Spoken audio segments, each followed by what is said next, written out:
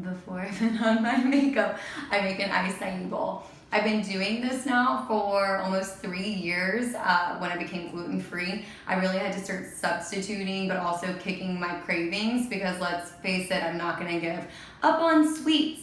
So this does have a lot of sugar in it, but it's nothing like a cupcake, right? Or something like a pancake. And it's really good for digestive in general. So if you have a problem going to the bathroom in the morning, make an acai bowl. So starters, we're gonna do a dragon bowl. So I guess they're smoothie bowls, tomato. I pretty much put the same thing as my base for every bowl. So in here I have dragon fruit, blueberries, and bananas. You can actually get frozen bananas.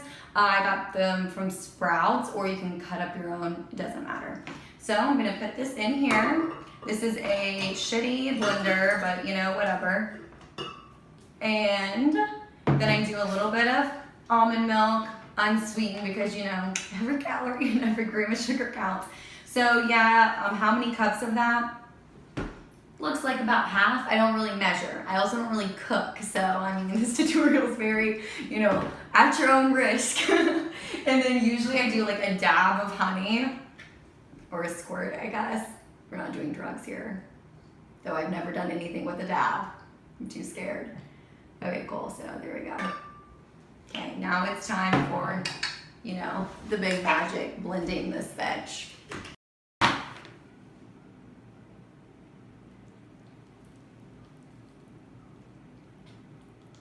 She's such a good dishwasher though. Okay, that's all for now. Okay, so next is toppings. Obviously, this is just like your preference in general. You know, and I recommend not touching a dog before, you know, put fruit on a bowl, but you know, this is for Jamie, so sorry, Jamie. I'll tread lightly with this. Okay, so bananas. You really don't want to put like way too much fruit like on top.